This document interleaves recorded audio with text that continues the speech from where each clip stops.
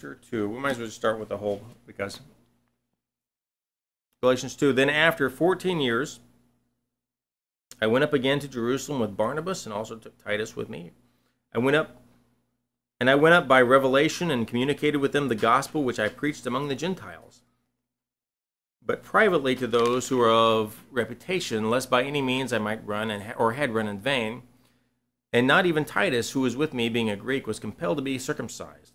And this occurred because of false brethren. This is where we're really starting, verse 4. And this occurred because of false brethren, secretly brought in, who came in by stealth to spy out our liberty, which we have in Christ Jesus, that they might bring us into bondage. Now, Paul is fairly he's not speaking very nicely about these guys. Pseudo-adelphos is false brethren. Pseudo is false, or what's a good way for that? Fake, hiding behind a veneer, having a false front. That's what the idea of pseudo. Paul's not liking these guys. In Acts chapter 15, we learn that they're actually a sect of the Pharisees. Well, Paul's from a Pharisee. In the Greek, when it talks about the sect of the Pharisees, it's not a segment but a heretikos, a heretic version of the Pharisees. That's what he refers to them in Acts chapter 15. So anyway, they come in to spy out the liberty which we have in Christ Jesus, that they might bring us into bondage. This phrase is problematic for the pro-Torah perspective. The Christians think. Okay, they think, well, we have liberty in Christ, right? So therefore, we're not under the law. Is how they're thinking. So Rachel, I need your help for a second. The thing is, there's always a different perspective about things. Okay? So, this is the bathroom. Come here. This is the bathroom. Once you come in. Okay? So, I've got her in the bathroom.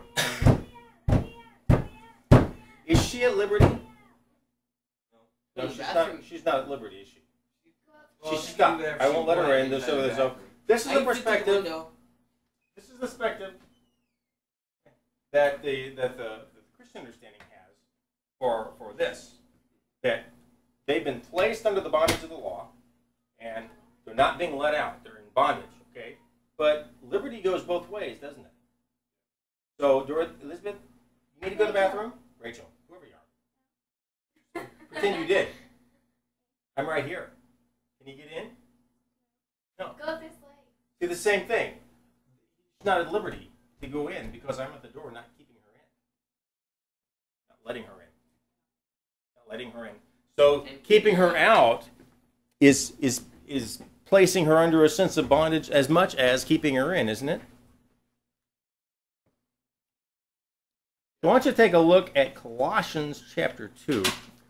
I'm not going in the order of the way that I had this originally laid out, so I'm probably going to get confused at some point. But Colossians chapter 2 is another one of those really, really problematic verses for the pro-Torah group, or at least the antinomian or anti-law people suggest that it's very problematic for us. Colossians chapter 2, 11 through, the whole thing, through 11 through 23. In him, he's talking to Gentiles, you are also circumcised with the circumcision made without hands by putting off the body of the sins of the flesh by the circumcision of Christ. Now, okay, so what do they put off? Do they put off the law? No, we put off the sins of the flesh, right? Buried with him in baptism, in which you are also raised with him through faith in the working of God, who raised him from the dead.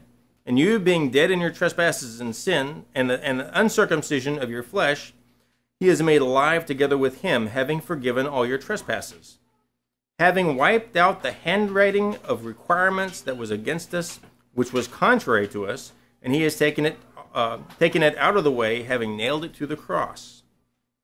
Having disarmed principalities and powers, he made a public spectacle of them, triumphing over them in it. So let no one judge you in food or in drink, or regarding a festival or a new moon or Sabbaths, which are a shadow of things to come, but the substances of Christ. Let no one cheat you of your reward, taking delight in false humility and worship of angels, intruding into those things which he has not seen, vainly puffed up by his fleshly mind, and not holding fast to the head, which from whom all the body, nourished and knit together by joints and ligaments, grows with the increase that is from God. Therefore, if you died with Christ from the basic principles of the world, why, as though living in the world, do you subject yourselves to regulations? Do not touch, do not taste, do not handle, which all concern things which perish with the using, according to the commandments and doctrines of men. These things, indeed, have an appearance of wisdom and self-imposed religion, false humility, and neglect of the body, but are of no value against the indulgence of the flesh. So when we first read that, we can get the idea that he's saying, well, this whole Torah stuff is bad. Can you see how they've read that? Now, I don't see that anymore at all. I see it completely differently. First, because when we're talking, he describes what he's talking about, these laws and these regulations and these requirements. He describes them in verse 22 as the commandments and the doctrines of men. So he's not talking about Torah here. He's talking about the commandments of men. Torah is the commandments of God. We call it the law of Moses. That's a misnomer. It's the law of God given through Moses.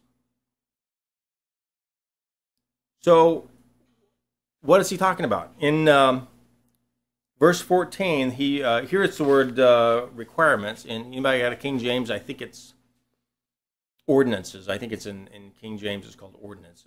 Verse 14. The Greek word there is dogma. You find the word dogma about 4 or 5 times in the New Testament. Never once is it used speaking of the law of God.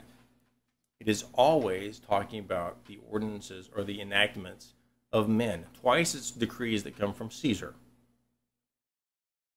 Okay, so the word requirements or ordinances in this text is the dogmas of men. Okay, the commandments that come from men. So we've actually been talking about these same commandments all along. It's the idea where the Jewish sect of the Pharisees has come in to manipulate or give themselves a higher position than the Gentiles that are in the congregation. And when I read this, where it says, we read this in verse 21, it says, do not touch, do not taste, do not handle.